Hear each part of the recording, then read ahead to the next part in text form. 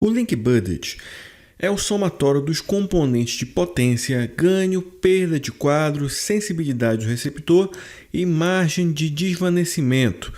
Em outras palavras, para você fazer um enlace Wi-Fi ou qualquer outro enlace, tá, de qualquer outra faixa de frequência que não necessariamente possa ser Wi-Fi, né, pode ser 10, 20 GHz, vai precisar levar em consideração esses fatores, ou seja, potência de transmissão, perdas, né? Pode ser perda no cabo, nos conectores, ganho na transmissão, perda no espaço livre, né? Você vai ter que saber a distância, né, que você vai ter aquele enlace, esse respectivo enlace, ganho na recepção, de novo as perdas nos conectores e cabos e a sensibilidade do receptor. Você faz um jogo de somas e subtrações para que você ache aí o valor real, né? E verificar também se esse enlace é viável ou não, porque pode acontecer de chegar um sinal muito fraco no destino e, consequentemente, o meu receptor não conseguir enxergar esse sinal. Perfeito? De maneira mais visual, você vai ter aqui, por exemplo, um respectivo enlace de rádio, onde você vai ter uma potência no rádio de 20 dBm, vai somar com um ganho da antena, nesse caso de 16 dBi, vai subtrair pela atenuação no espaço livre, neste caso, 4 km na faixa de 2.4 GHz, vai ter uma atenuação de menos 112 dB. Somar com os 20 dBi e somar também aqui, né, não somar, mas ajustar de acordo com a sensibilidade deste respectivo rádio de destino. Então, cada fabricante vai ter, cada equipamento de cada fabricante vai ter uma sensibilidade específica. Então, é preciso que você verifique o manual de cada fabricante para que você tenha uma boa noção disso. Claro, existem softwares, né? A própria Ubiquiti tem um software que já faz isso para você automaticamente e, consequentemente, facilita muito sua vida.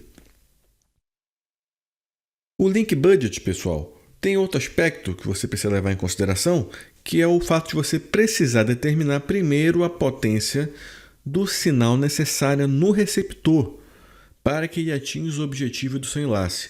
Ou seja, de novo, né? Você precisa ver lá no receptor o quanto de sensibilidade ele vai ter. Por exemplo, eu tenho uma sensibilidade, né? O ser humano tem uma sensibilidade nos ouvidos diferentemente de um cachorro. Por exemplo, o meu cachorro, ele quando percebe, né, que o caminhão do lixo vai chegar, está chegando, eu nem percebi ainda. Normalmente ele percebe 10 minutos antes do caminhão chegar na porta da minha residência. Agora eu não, eu só percebo faltando 30 segundos, 1 minuto. Então, existem variações de sensibilidade, né, no caso do ser humano, para o animal, né, no nosso caso o cachorro. A mesma coisa acontece em redes sem fio. Você vai precisar verificar essa sensibilidade. Perfeito? De acordo com o nível de sensibilidade da recepção, você vai ter, por exemplo, uma taxa de transmissão diferente. Exemplo, neste exemplo hipotético, se eu tiver, por exemplo, um sinal chegando de menos 71 dBm, eu consigo 54 megabits por segundo na recepção.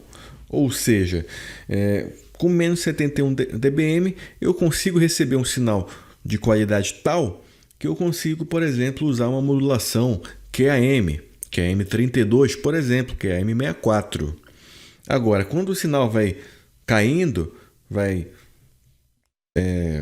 tem o seu desvanecimento, isso vai ter que ser ajustado. Nesse caso aqui, esse rádio ele tem uma sensibilidade de até menos 94 dBm, permitindo chegarmos à velocidade de 1 megabit por segundo, ou seja, atuando aí com a modulação BPSK, que é a mais simples possível e a mais robusta também. Então, esse conceito é chamado também na língua inglesa de Receive sensibility, né, que é a sensibilidade do receptor. O que precisamos levar em consideração para calcular realmente essa potência que vai chegar na recepção? São esses fatores: potência de transmissão, ganho de transmissão, ganho de recepção e as atenuações. Então vejamos a seguinte situação aqui. Você vai ter esse enlace hipotético e esse enlace hipotético, como eu já comentei brevemente, ele vai ter seus ganhos e suas perdas. O rádio vai ser um ganho, né, a transmissão. Você vai ter uma perda de cabos e conectores, normalmente. Vai ter o ganho da antena. Posso ter uma antena aqui de alto ganho, né, uma antena IAG de 7, 8 elementos. Tenho depois do lado negativo, né, a atenuação do espaço livre. Costuma ser uma atenuação bem grande. Temos um ganho aqui da antena de recepção. Perda de novo de cabos e conectores. E a sensibilidade aqui do receptor. De acordo com a sensibilidade desse receptor, você vai ter um sinal melhor ou pior. Às vezes esse sinal aqui, nesse receptor, tem uma sensibilidade alta e consegue pegar sinais muito baixos, perfeito? Igual o exemplo que eu dei do cachorro anteriormente. Então, é preciso levar em consideração esse desvanecimento, essa margem de desvanecimento, que é o fato de o seu sinal, apesar de você fazer todos esses cálculos, é importante que você dê uma margem de segurança, uma margem de desvanecimento, também chamado de fade margin ou fade margin. Essa margem varia de acordo com o fabricante, né? Cada fabricante especifica um valor de segurança. A Ubiquiti, por exemplo, ela recomenda que você tenha pelo menos 15 dB de diferença. Ou seja, se eu tiver, por exemplo, no meu receptor algo como sensibilidade de menos 94 dBm, como nós comentamos anteriormente, o meu sinal não pode chegar aqui com menos 93 ou menos 94, né, nesse limiar. É importante que ele tenha uma margem aí de segurança e que ele chegue, por exemplo, aí a mais ou menos 81, menos 81 dB. Perfeito? Com isso você vai ter mais ou menos a margem aí, né? Não exatamente a margem, tá? Mas é apenas para vocês terem uma ideia. É importante que você deixe uma folga no sistema. E com isso, caso haja algum tipo de problema que está fora do cálculo, você tem um respaldo, tá? Um cálculo emergencial. Eu já ouvi falar muito de problemas em enlaces de rádio que não estão previstos no cálculo. Como, por exemplo, você tem árvores que crescem, né? Copas de árvore crescem e acabam obstruindo aqui o seu sinal. Ou então, em algum determinado momento do dia, né, podem passar pássaros aqui. E esses pássaros podem fazer com que esse sinal atenue.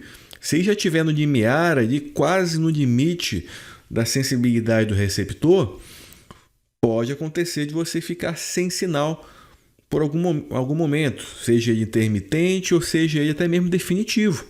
Então, essa margem de segurança é fundamental para que você tenha um enlace de boa qualidade.